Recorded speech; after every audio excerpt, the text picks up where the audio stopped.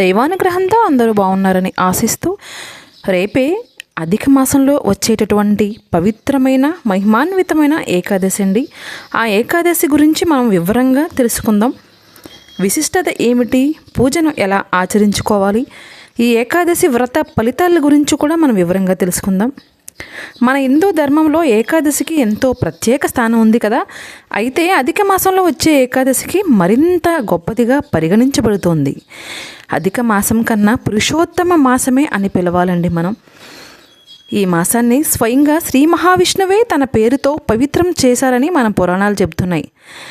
అలాంటి ఈ మాసంలో ఏకాదశి వ్రతాన్ని ఆచరించిన వారికి పాపాలు నశించి విష్ణుమూర్తి అనుగ్రహం లభిస్తుంది. జీవితంలో ఎదురయ్యే కష్టాలు, ఆర్థిక ఇబ్బందులు, మానసిక ఆందోళనలు తగ్గుతాయని విశ్వాసం. ఏకాదశి రోజున ఉదయమే స్నానము చేసి విష్ణుమూర్తిని భక్తితో పూజించాలి. ఓం నమో నారాయణాయ అనే మంత్రాన్ని జపించడం ఎంతో శుభప్రదం. ఈ రోజున ఉపవాసం ఉంటే మరింత ఫలితం వస్తుంది. పూర్తిగా ఉపవాసం చేయలేని వారు సాత్విక ఆహారం తీసుకోవచ్చు. భగవద్గీత పారాయణం, విష్ణు సహస్రనామ పఠనం, తులసి పూజ చేయడం అత్యంత శ్రేయస్కరం.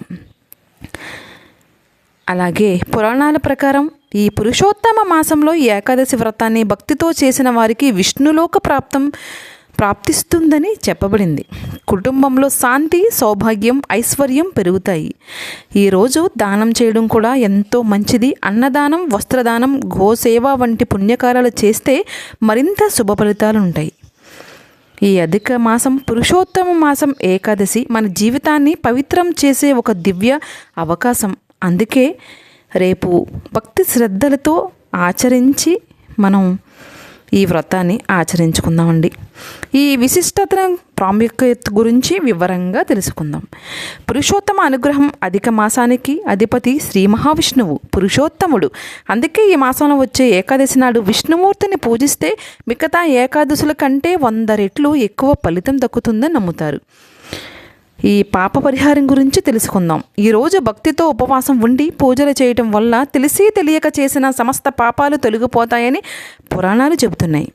మోక్ష ప్రాప్తి. ఈ వ్రతాన్ని ఆచరించడం వల్ల లక్ష్మీనారాయణుల అనుగ్రహం కలిగి జీవితాంతం సుఖ సంతోషాలతో అత్యమైన మోక్షాన్ని పొందుతారని ప్రతీతి. ఈ పూజ విధానాన్ని మనం తెలుసుకుందామా? ఉదయం కాలం స్నానం ఆచరించి ఏకాదశి రోజు ఉదయాన్నే లేచి తలస్నానం ఆచరించి శుభ్రమైన వస్త్రాలను ధరించాలి. సంకల్పం చెప్పుకోవాలి. శ్రీ మహావిష్ణువు ముందు దీపం వెలిగించి ఈరోజు నేను నిష్ఠతో ఏకాదశి వ్రతాన్ని చేస్తున్నాను అని సంకల్పం చెప్పుకోవాలి.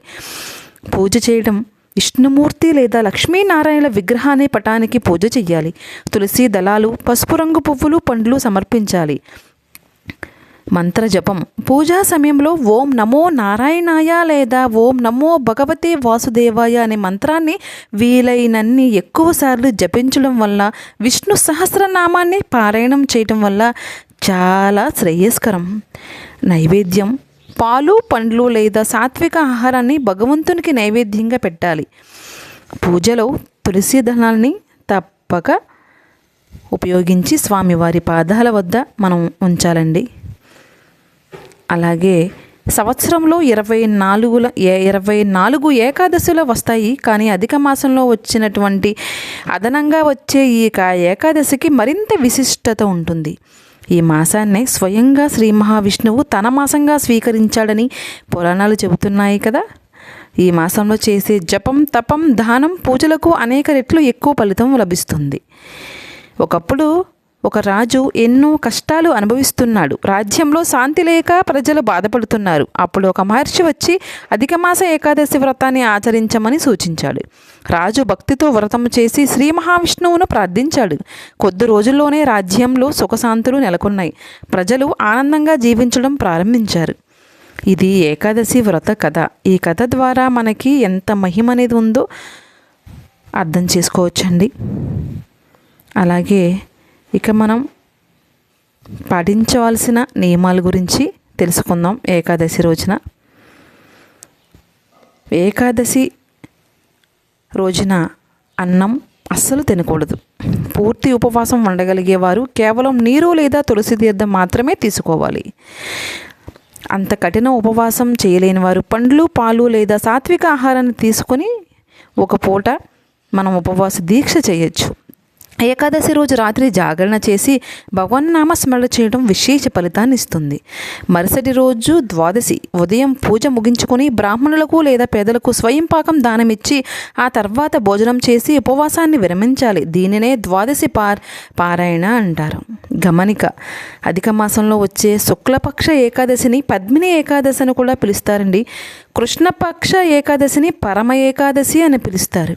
ఈ 2 ఏకాదశులు కూడా విష్ణు భక్తులకు అత్యంత పవిత్రమైన రోజులు. మీకు నిర్దిష్టంగా ఈ సంవత్సరం అధిక మాసం ఏకాదశి గురించి వివరంగా తెలియచేశాను. మీకు ఇందులో ఏది కుదిరితే అది పాటించి, ఏమీ చేయలేనన్న వాళ్ళు పూజ చేసుకున్న వాళ్ళని చూసి నమస్కరించుకున్నా మనకు ఫలితం వస్తుంది. లేకపోతే స్నానం చేసి స్వామివారిని దీపాన్ని ఉంచుకొని తులసి దళాన్ని స్వామివారి పాద పద్మలకు సమర్పించండి. మీకు ఖచ్చితంగా అనుగ్రహం ఉంటుంది.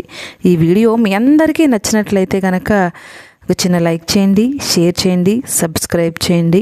జ్యోతి భక్తి వ్లాగ్స్. మీ అందరి ఆశీస్సులే నాకు శ్రీరామ రక్ష. నా ఛానల్ని ముందుకు తీసుకెళ్తారని ఆశిస్తూ మరో మంచి వీడియోతో మీ ముందు ఉంటుంది.